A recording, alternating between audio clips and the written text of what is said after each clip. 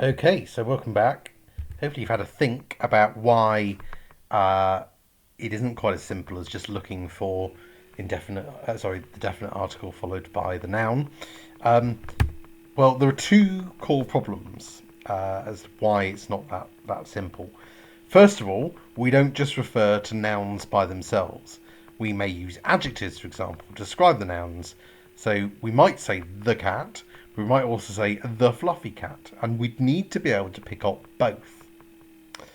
Um, the second problem is that we need to identify the head noun in a noun phrase, and there may be more than one contender. So there may be more than one noun, and we have to decide which is the head noun.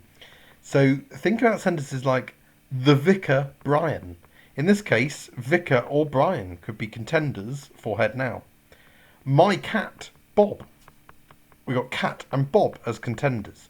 So it's not as simple as just looking for that very simple pattern. So let's think about the first problem initially. And to do that, we need to understand a bit more about grammar, about parsing, and about something called regular expressions. So, first, the grammar. So, there are things in the English language called parts of speech or POS. And parts of speech refer to the categories that we assign to words that describe their syntactic functions. Now, there are 9 parts of speech in the English language, and quite astonishingly, I'm pretty sure we were all taught them either in primary or maybe in secondary school. And I can guarantee you that virtually everyone has forgotten them, bar maybe noun, adjective, and maybe one or two more. I can guarantee you most of you will have forgotten the rest, even though we are universally taught this stuff. And so maybe this isn't as fun as our teachers let us believe. Nonetheless, it is quite important, particularly when we're doing natural language processing, to understand what the 9 parts of speech are. So I'll try and make this as painless as possible. Let's start off with the one that everybody remembers: nouns. Nouns are things. They're names of a person, place, idea, or thing. Then we've got pronouns. Pronouns are things that are used in place of a noun. So things like me, or he, or she. We've also got verbs. Verbs are actions, the doing words, as we were always taught. Or they can also express a state of being. We've got adjectives, the describing words. These are the words that describe nouns. So it modifies either a noun or a pronoun, because remember, pronouns can be used in place of a noun. So rather than saying Dan, somebody might say he. Adverbs are like adjectives, but for verbs, they modify verbs. So they describe the verb in some way. You know, ran slowly, walked quickly. And then we come on to the ones that people start to get a bit hazy about. So then we've got determiners.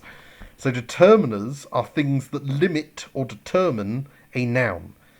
So examples might be 2 dogs, the rabbit. So in this case, the determiner would be 2 in the case of 2 dogs, or the in the case of the rabbit. Then we've got prepositions. So prepositions govern a noun or a pronoun. Remember, pronouns are just things that stand in for nouns. To express a relation with another word or element in the clause, which is a very fancy way of saying, you know, words like by and to and at.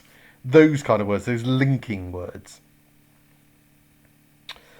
But linking specifically in terms of expressing the relation. So the cat by the wall. I went to the supermarket. Things like that. Then we've got conjunction. So the conjunctions join words, phrases, or clauses. So these are things like and, but, when, those kind of words. And then we've got interjections, which are words used to express emotion Very often, interjections are followed by an exclamation mark, so things like "hey," "ouch," etc. Now, the labelling of words, according to one of those POS categories, is known in natural language processing as POS tagging.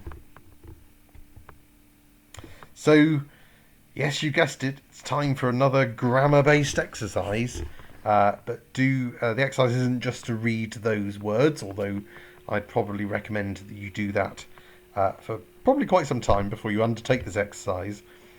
May I first of all apologise for this exercise.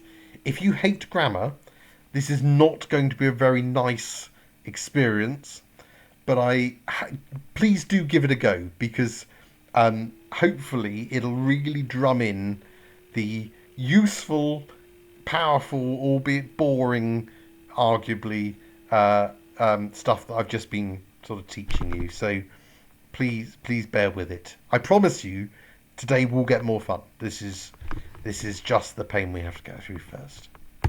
So I want you to POS tag. Remember, POS tagging is identifying which of these 9 categories each word to which of these 9 categories each word belongs, and each word will belong to one of those 9 categories and only one. I want you to POS tag this paragraph. The grey horse in the field was slowly eating some grass when she looked up and saw a bird fly onto the fence. The bird was then joined by 400 more birds. Wow! Clearly the author had been watching too much Alfred Hitchcock. So, you may find this will take you a bit longer than the other exercises, so maybe give it 15-20 minutes or so. But go through, you need to decide for every word in that paragraph, decide which of the 9 POS tags here, noun, pronoun, verb, adjective, adverb, determiner, preposition, conjunction, or interjection, that word belongs to. So give it a go. Wake yourself up if you fall asleep, and then once you're done, join us in video 5.